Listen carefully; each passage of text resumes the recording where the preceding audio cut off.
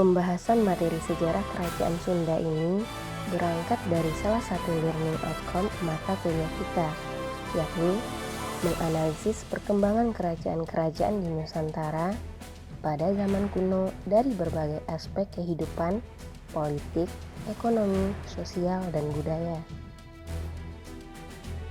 Tujuan pembuatan video Kerajaan Sunda ini yaitu untuk melatih kemampuan historical thinking, terutama yang berhubungan dengan berpikir kronologis, berpikir kausalitas, interpretasi, dan berpikir 3 dimensi waktu, seperti yang terlihat pada layar.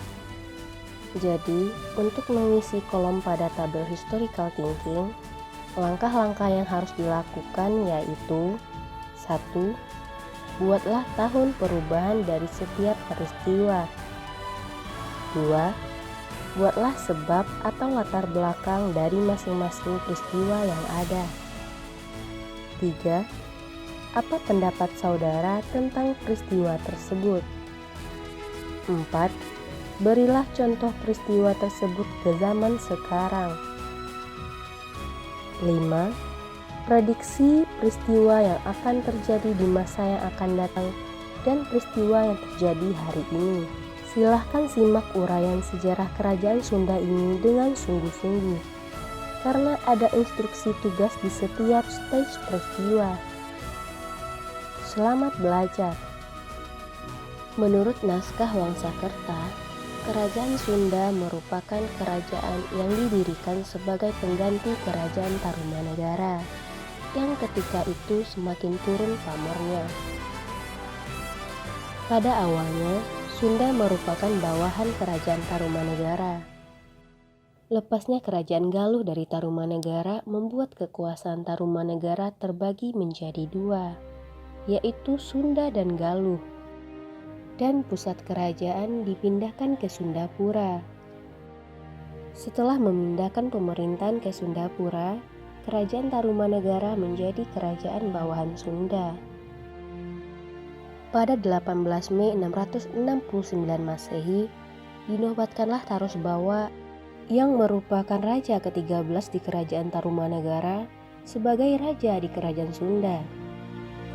Tanggal ini juga diresmikan sebagai berdirinya Kerajaan Sunda yang merdeka. Tarusbawa tidak lain merupakan menantu dari Raja Kerajaan Tarumanegara yang terakhir, yakni Panunggalan Tirtabumi. Kerajaan Sunda terletak di dekat 2 aliran sungai, yaitu Sungai Ciliwung dan Sungai Cisadane.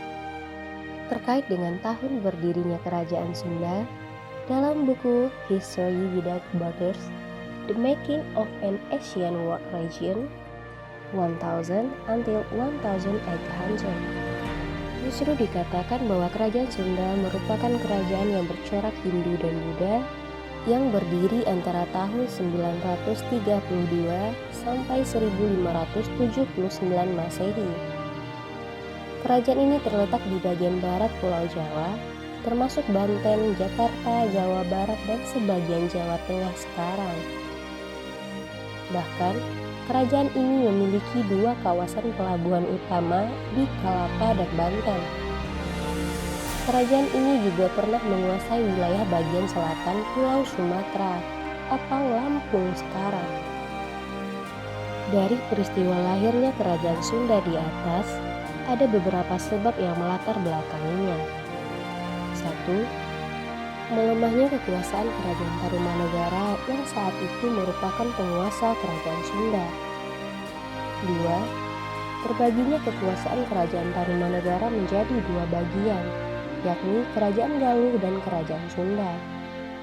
3. Tarusbawa menjadi raja pertama Kerajaan Sunda yang merdeka, karena ia merupakan menantu dari raja terakhir Kerajaan Tarumanegara. Setelah saudara menyimak sejarah Kerajaan Sunda, maka kerjakanlah tugas yang telah diberikan sesuai dengan langkah kerja yang telah disampaikan pada pengantar video. Setelah saudara selesai mengerjakan tugas-tugas ini, saudara boleh melanjutkan menyimak videonya. Pada tahun 723 Masehi, Tarusbawa mangkat, dan ia digantikan oleh menantunya yaitu Sanjaya. Pada tahun yang sama terjadi penyerangan di kerajaan Galuh yang ketika itu dipimpin oleh Raja Sena.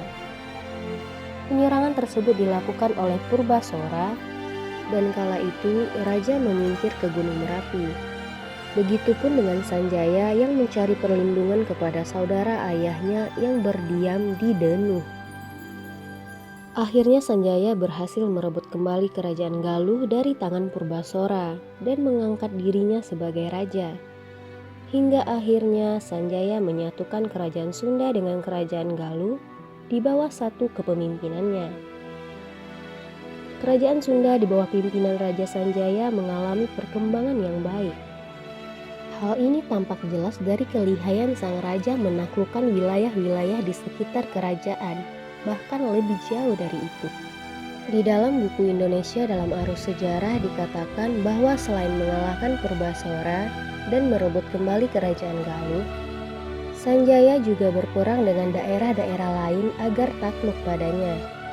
Daerah-daerah yang telah berhasil dikuasainya antara lain Mananggul, Kahuripan, Kadul, Balitar, Malayu, Kemir, Keling, Barus, dan Cina. Tahun 732, Sanjaya menyerahkan kekuasaannya kepada putranya yaitu Rahyang Tamperan. Sedangkan untuk kerajaan di Galuh, Sanjaya menyerahkan kekuasaannya pada putranya Rakyan Panangkaran. Di masa akhir pemerintahannya, tahun 754 Masehi, Kerajaan Sunda Galuh kemudian dibagi kembali menjadi Kerajaan Sunda dan Kerajaan Galuh untuk menghindari pertikaian di antara kedua putranya. Kerajaan Sunda Galuh kemudian bersatu kembali karena pernikahan Rakyan Wungus dengan putri Kerajaan Sunda.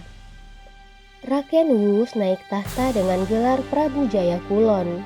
Ia memerintah sampai tahun 891 Masehi. Dari ulasan sejarah Kerajaan Sunda ini, ada beberapa faktor yang membuat Kerajaan Sunda berkembang di masa pemerintahan Sanjaya. 1. Sanjaya berhasil memadamkan pemberontakan Purbasora dan menyatukan Kerajaan Sunda dengan Kerajaan Galuh di bawah kepemimpinannya. 2. Sanjaya berhasil membuat wilayah-wilayah di sekitar kerajaan takluk padanya, seperti Mananggul, Kahuripan, Kadul, Balitar, Malayu, Kemir, Keling, Barus, dan bahkan berani berperang dengan Cina. 3. Meski kerajaan Sunda akhirnya dibagi dua kembali untuk kedua putranya, namun pada akhirnya dua kerajaan tersebut kembali bersatu secara damai karena pernikahan. Sebelum kita lanjutkan pembahasan kita tentang sejarah Kerajaan Sunda, saudara lakukan kembali tugas-tugas yang telah diinstruksikan pada spesial tadi. Setelah tugas tersebut selesai, baru kemudian saudara lanjutkan menyimak videonya. Dalam kitab Pararaton diberitakan bahwa pada tahun 1357 terjadi peristiwa Bubat. Menurut kitab Carita Parahyangan, yang memerintah di Kerajaan Sunda pada saat itu adalah Prabu Maharaja, dan diperkirakan ia sudah mulai memimpin sejak tahun 1350 Masehi, semasa dengan Raja Hayam Wuruk di Majapahit.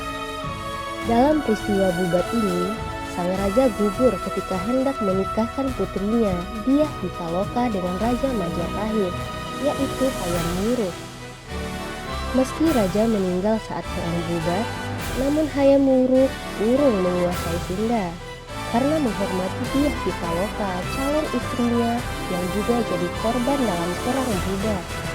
Dalam kitab Carita Parahyangan juga dikatakan bahwa Prabu Maharaja memiliki seorang anak laki-laki yang bernama Niskala Wastu Kencana, yang ketika itu masih sangat belia. Ia berada di bawah pengawasan Hyang Bunisora, atau lebih dikenal Suradipati, yang merupakan adik dari Prabu Maharaja.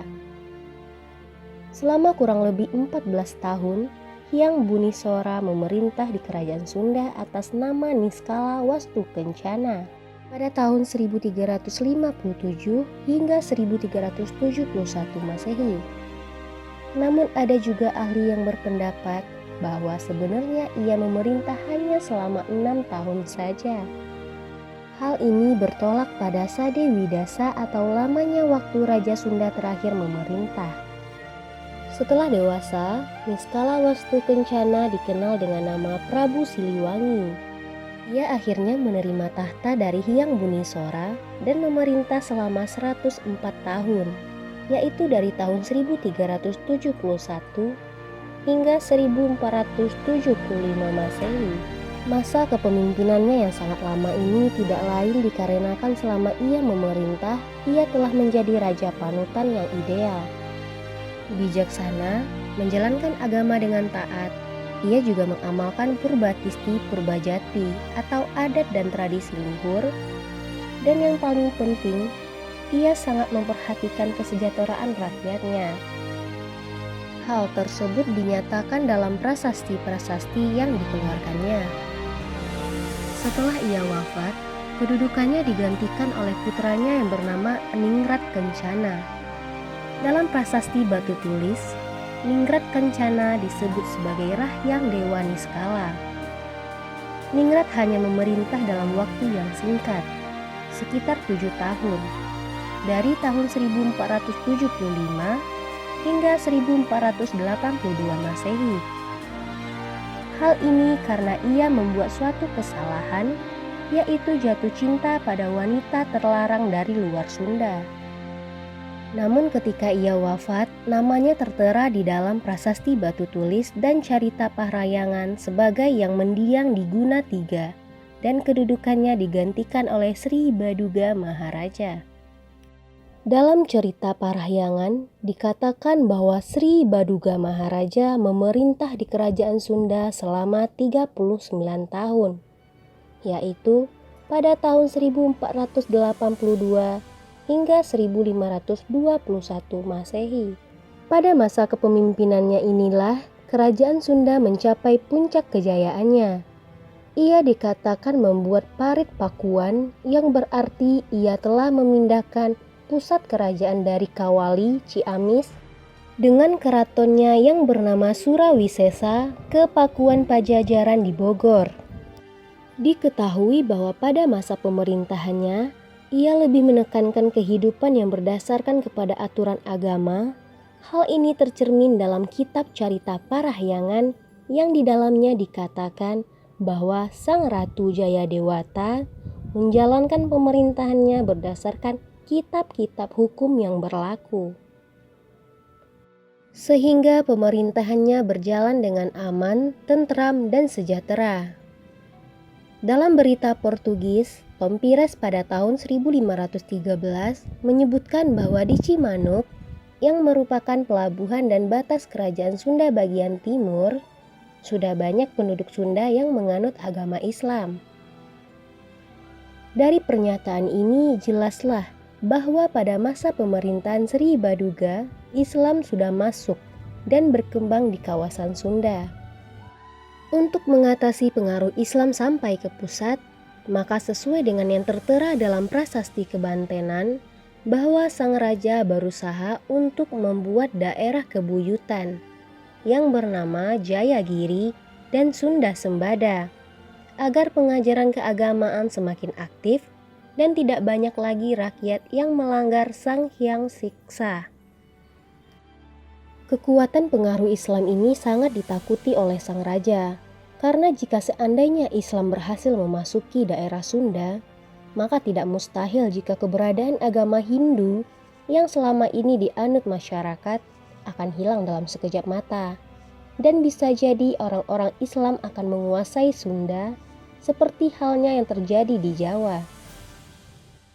Tidak hanya membuat daerah kebuyutan, Sri Baduga juga sempat bersekutu dengan Alfonso de Albuquerque, seorang penguasa Portugis di Malaka. Berita Portugis juga menjelaskan bahwa atas perintah Raja Sunda, maka para Syah Bandar membatasi jumlah dan peran para saudagar Muslim yang datang ke pelabuhan Sunda. Seperti yang telah kita ulas sebelumnya, bahwa kerajaan Sunda mencapai puncak kejayaan pada masa pemerintahan Sri Baduga. Ada beberapa sebab yang mempengaruhinya, yaitu 1. Sri Baduga memindahkan pusat kerajaan dari Kawali Ciamis dengan keratonnya yang bernama Surawisesa ke Pakuan Pajajaran di Bogor, tempat yang lebih strategis. 2. Lebih menekankan kehidupan yang berdasarkan kepada aturan agama dan berdasarkan kitab-kitab hukum yang berlaku, yakni Sang Hyang Siksa atau pedoman masyarakat Sunda, sehingga pemerintahannya berjalan dengan aman, tentram, dan sejahtera. 3. Berusaha membendung pengaruh Islam dengan membangun daerah kebuyutan yang bernama Jayagiri dan Sunda Sembada, agar pengajaran keagamaan semakin aktif dan tidak banyak lagi rakyat yang melanggar Sang Hyang Siksa. Saudara lakukan kembali tugas-tugas yang telah diinstruksikan pada stage 1. Setelah Sri Baduga wafat, ia digantikan oleh Prabu Surawisesa yang memerintah tahun 1521 hingga 1535 Masehi. Pada masa pemerintahannya, ia menandatangani plakat dengan Portugis yang pada saat itu diwakilkan oleh Hendrik de Leng tahun 1522 Masehi. Perjanjian tersebut berisi pernyataan Portugis yang akan membantu kerajaan Sunda apabila diserang oleh Islam. Dengan imbalan, Portugis diizinkan mendirikan benteng di Bandar Banten dan mendapatkan lada 350 kuintal setiap tahunnya. Kondisi kerajaan semakin melemah ketika dipimpin oleh Prabu Ratu Dewata pada tahun 1535 hingga 1543 Masehi. Hal ini karena sang raja hanya berfokus pada kehidupan keagamaannya. Ia menjadi seorang pendeta dan tidak menghiraukan kesejahteraan rakyatnya. Ada beberapa raja penerus setelah Prabu Ratu Dewata, namun semuanya hanya semakin menempatkan kerajaan Sunda ke dalam kondisi yang semakin lemah tak berdaya. Pada tahun 1567 hingga 1579 Masehi, memerintahlah seorang raja yang bernama Nusia Mulia, atau yang juga dikenal dengan Prabu Surya Kencana. Di bawah pemerintahannya lah kerajaan Sunda mengalami kehancuran. Perkembangan agama Islam di wilayah kerajaan Sunda sudah tidak terbendung lagi. Daerah-daerah yang sebelumnya merupakan taklukan kerajaan Sunda sudah dikuasai oleh Islam, seperti daerah Raja Galuh, Kalapa, Pakuan, Galuh, Datar, Mandiri, Jawa Kapala, Ngegilang, dan Salajo. Semakin masifnya pergerakan Islam dan semakin lemahnya kerajaan Sunda, maka membuat kerajaan Sunda lambat laun terdesak dan akhirnya hancur. Dengan demikian berakhirlah kekuasaan kerajaan Sunda di Nusantara. Hal ini sekaligus mengindikasikan salah satu benteng terakhir budaya Hindu-Buddha di Indonesia sudah runtuh. Dari uraian ini dapat diketahui kerajaan Sunda mengalami kehancuran pada masa pemerintahan Prabu Surya Kencana. Beberapa faktor penyebabnya yaitu 1. Perkembangan Islam di wilayah kerajaan Sunda sudah tidak terbendung lagi. 2. Semakin banyak daerah-daerah yang sebelumnya merupakan taklukan kerajaan Sunda kemudian dikuasai oleh Islam. 3. Semakin lemahnya kerajaan Sunda yang sebelumnya terikat perjanjian dengan Portugis. Setelah saudara selesai menonton videonya, kerjakanlah soal-soal berikut ini. 1. Susun kronologi peristiwa yang ada pada tabel yang telah saudara buat. 2. Kemukakan materi pokok atau kausalitas dari masing-masing perubahan. 3. Kemukakan interpretasi fakta dari masing-masing peristiwa yang ada pada tabel yang telah saudara buat. 4. Berilah contoh materi kausalitas yang saudara buat pada zaman sekarang. 5. Kemukakanlah prediksi zaman yang akan datang dari kausalitas yang saudara buat.